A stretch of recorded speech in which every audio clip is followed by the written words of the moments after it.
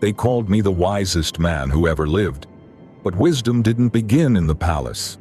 It began in a dream, and in a moment when I had no idea what I was doing.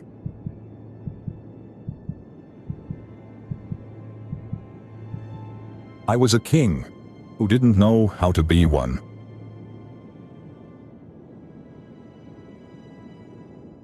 When my father David died, the crown felt heavier than gold. Every corridor of the palace whispered his name. The warrior, the poet, the man after God's own heart. And now, all of Israel looked to me. But I wasn't him. I wasn't the shepherd who slew giants. I was the quiet one, the thinker, not the fighter.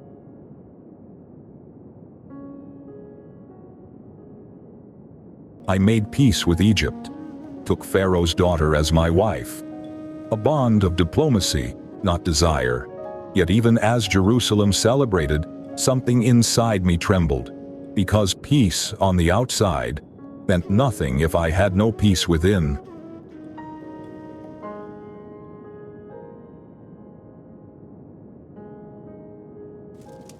The people worshipped on the high places.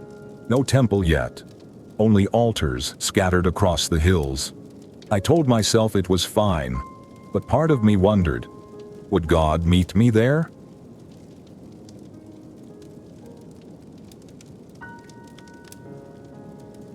I went to Gibeon, the great high place.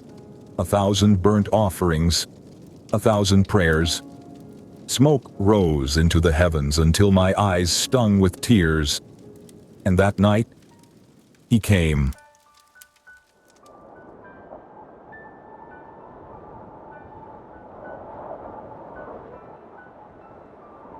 Ask what I shall give you.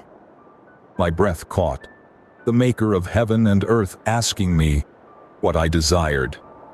I could have asked for power, to crush my enemies, or wealth, to fill my courts with gold, or long life, to rule for ages.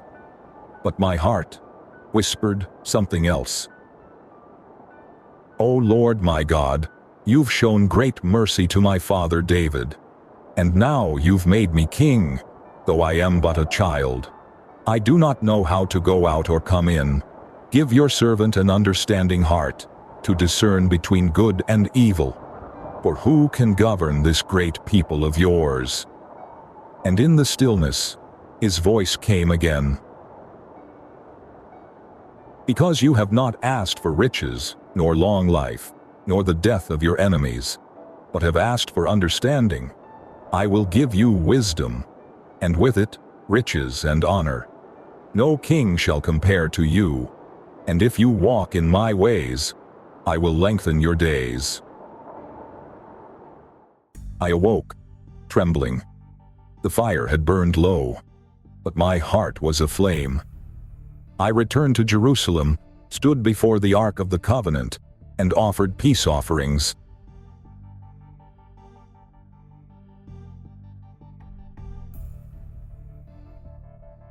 It wasn't long before wisdom was tested. 2 women entered my court, both trembling, both desperate, and between them, a baby. My lord, this woman and I lived in the same house. I gave birth. Then she did 3 days later, but in the night, her child died. She took my living son while I slept, and placed her dead one beside me. No, the living child is mine, the dead is yours, the second woman said angrily. Their cries echoed through the chamber, both voices breaking, both believable, and for a moment, the room held its breath. How do you find truth when both sound right? Bring me a sword, I commanded. Divide the living child in 2. Give half to one, and half to the other. The first woman cried out, No, my lord, give her the living child, do not kill him. While the second woman said coldly, He shall be neither mine nor yours. Divide him.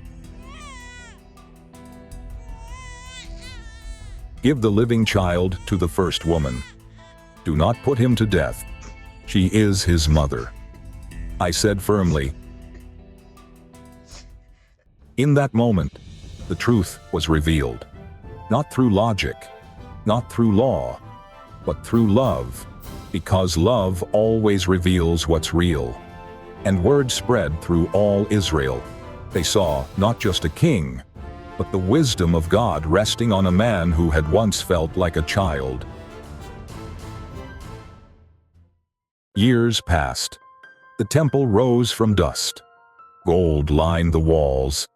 Priests sang, and still, I remembered that night in Gibeon, because wisdom was never the crown, it was the call.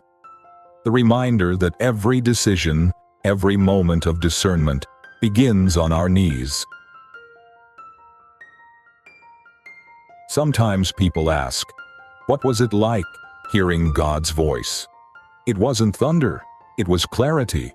It was peace in the confusion, and it was the reminder that the wisest thing any leader, any person can do is ask God first.